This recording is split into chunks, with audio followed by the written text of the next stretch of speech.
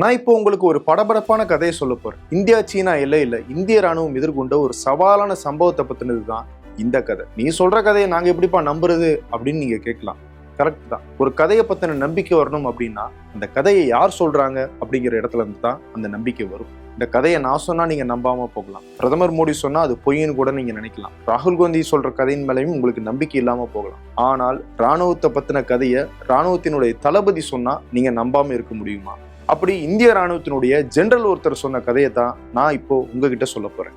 இந்த கதையை அந்த ராணுவ ஜெனரல் சொன்னதுக்கும் அந்த கதையை நான் உங்ககிட்ட சொல்றதுக்கும் ஒரு முக்கியமான காரணம் இருக்கு.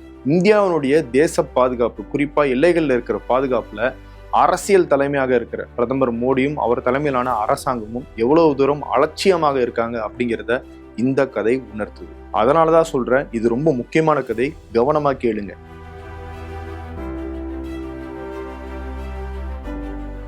26 வருட நம்பிக்கை, லட்சக்கணக்கான சந்தோஷ திருமணங்கள். கல்யாணம்னாலே தமிழ் மேட்ரிமோனி தான்.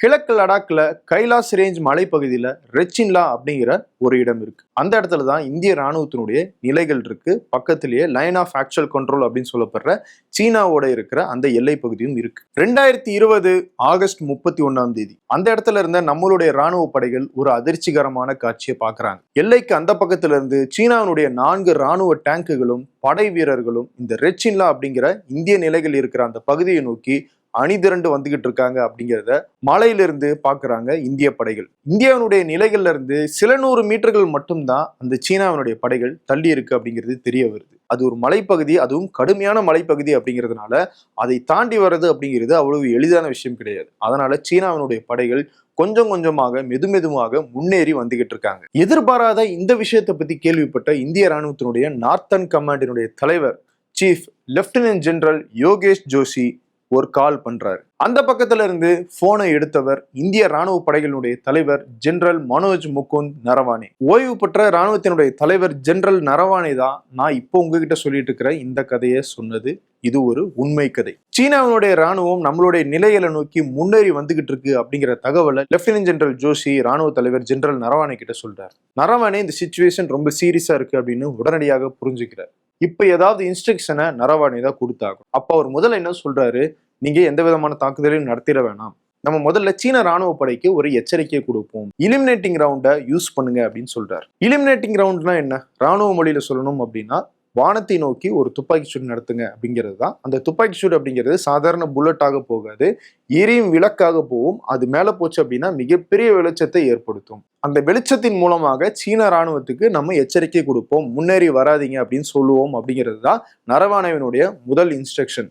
ஜெனரல் நரவானே சொன்னதின் அடிப்படையில ஜோஷி என்ன பண்றாரு, ஒரு இலிமினேட்டிங் ரவுண்டை ஷூட் பண்றாரு. ஆனா அதை சீன படைகள் பொருட்படுத்தாம தொடர்ந்து முன்னேறி தொடங்குறாங்க. இலிமினேட்டிங் ரவுண்டை அவங்க பொருட்படுத்தல அப்படிங்கிற தகவலை ஜோஷி நரவானே கிட்ட சொல்றாரு. உடனே நரவானே என்ன சொல்றாரு, யாரும் ஃபயர் பண்ணிடாதீங்க, நான் அடுத்து என்ன பண்ணணும் அப்படிங்கிற இன்ஸ்ட்ரக்ஷனோட வரேன், கொஞ்சம் போருங்க அப்படின்னு சொல்லிட்டு வேற சிலருக்கு கால் பண்றாரு. அவர் யார் யாருக்கு கால் பண்றாரு அப்படின்னா, இந்திய பாதுகாப்புத்துறை அமைச்சர் ராஜ்நாத் சிங், இந்திய தேசிய பாதுகாப்பு ஆலோசகர் அஜித் தோவல், இந்திய வெளியுறவுத்துறை அமைச்சர் ஜெய்சங்கர், இந்திய முப்படைகளினுடைய தளபதியாக இருந்த மறைந்த பிபின் ராவத், இவங்க எல்லாருக்குமே கால் பண்றாரு நரவானே. அவங்க கிட்ட எல்லாம் சிச்சுவேஷனுடைய சீரியஸ்னஸை எடுத்து சொல்றாரு.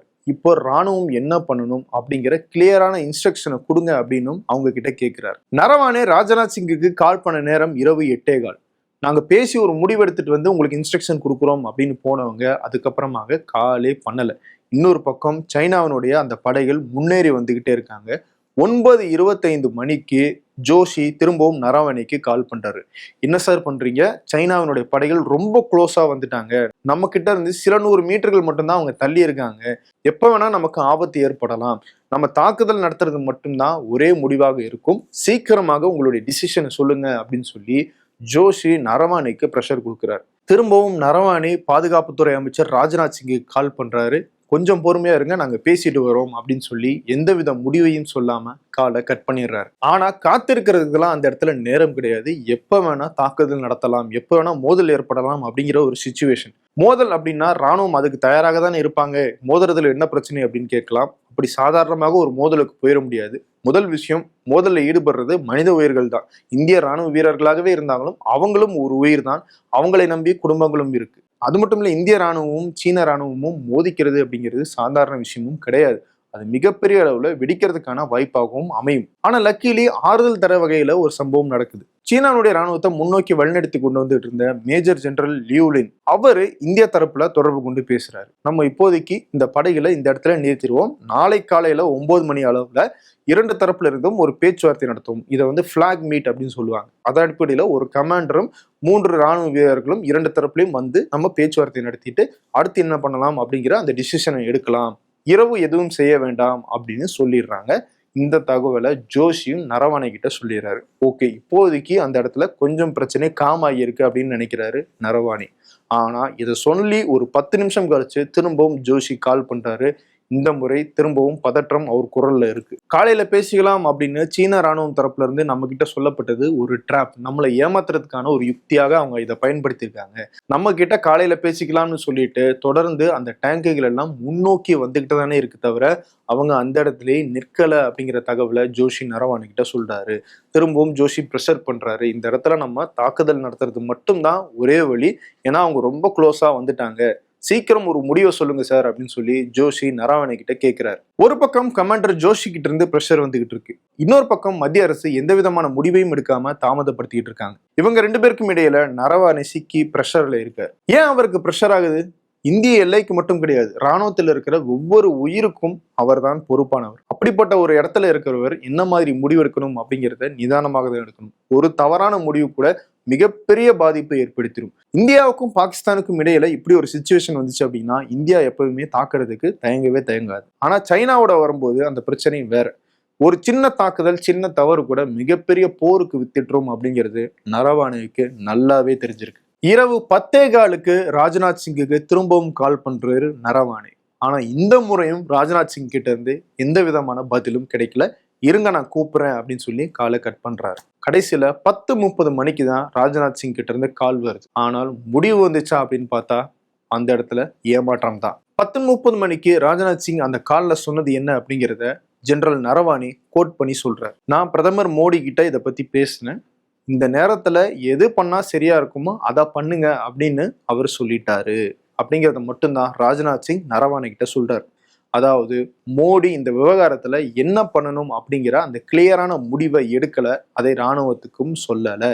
இராணுவத்தினுடைய தலைவர் நரவானே கையில தான் இப்போ முடிவு ஒப்படைக்கப்பட்டுச்சு அப்படிங்கிறது தான் ராஜ்நாத் சிங் தரப்புல இருந்து சொல்லப்பட்ட மெசேஜ். இதுல என்ன தவறு இருக்கு? இராணுவத்தினுடைய தலைவருக்கு தான் அங்க என்ன இருக்கு அப்படிங்கிறது தெரியும், அதனால அவரே முடிவெடுக்கலாமே அப்படின்னு உங்களுக்கு தோணலாம். ஆனா வரலாறு அப்படி இருந்தது கிடையாது. 1999 இந்தியாவுக்கும் பாகிஸ்தானுக்கும் இடையில கார்கில் போர் நடந்துச்சு. அந்த போர்ல இருந்த ஒவ்வொரு சின்ன முடிவையும் கூட இந்திய பிரதமர் வாஜ்பாயினுடைய தலைமையில இருந்த பாதுகாப்பு கேபினெட், செக்யூரிட்டி கேபினெட் தான் முடிவெடுத்து ராணுவத்துக்கு சொன்னாங்க. அதன் அடிப்படையில தான் ராணுவம் செயல்பட்டுச்சு. 1971 இந்திரா காந்தி பிரதமராக இருந்தபோது பங்களாதேஷினுடைய விடுதலைக்கான அந்த போர்லையும் சரி, செக்யூரிட்டி கேபினெட் தான் எல்லா முடிவையும் எடுத்தாங்க. சரி, ஒரு போருக்கு போகும்போது தான் அரசாங்கம் ஒரு முடிவு எடுக்கும், இந்த மாதிரியான தாக்குதலை எல்லாம் ராணுவமே செய்யலாமே அப்படின்னு உங்களுக்கு தோணலாம். ஆனா நிலவரம் அது கிடையாது. இந்த தாக்குதலை இந்திய ராணுவம் சீன ராணுவம் மேல மேற்கொண்டாங்க அப்படின்னா அது போராக வெடிக்கிறதுக்கு கூட வாய்ப்பு இருக்கு அப்படிங்கிறது தான் அன்னைக்கு இருந்த சிச்சுவேஷன். அதனாலதான் ஜெனரல் நரவானே மத்திய அரசு கிட்ட கேட்கிறாரு, நீங்க தானே இந்த நாட்டை நடத்துறீங்க, உங்களுக்கு தான் நாட்டினுடைய நிலைமை என்னன்னு தெரியும், பொருளாதார சூழல் என்னன்னு தெரியும். ஏன்னா அது கோவிட் சிச்சுவேஷன் கூட, பொருளாதார அளவுல எல்லா நாடுகளுமே பாதிப்பை சந்திச்சுக்கிட்டு இருந்தாங்க. இன்னொரு பக்கம் இராணுவத்துக்கு தளவாடங்கள் வேணும் அப்படின்னா அது கொண்டு போய் சேர்க்க முடியாத ஒரு சிச்சுவேஷன் இருந்துச்சு. சைனாவோட இந்திய அரசாங்கம் என்ன பேசிட்டு இருக்காங்க, சர்வதேச அளவுல எந்தெந்த நாடுகள் எல்லாம் நமக்கு ஆதரவாக வருவாங்க இப்படிங்கிற விஷயம் எல்லாம் இந்திய மக்களால் தேர்ந்தெடுக்கப்பட்ட அந்த அரசாங்கத்துக்கு தான் தெரியும். அவங்க தான் அதை வச்சு ஒரு முடிவெடுக்கணும், முடிவெடுத்து இராணுவத்து கையில சொல்லணும்.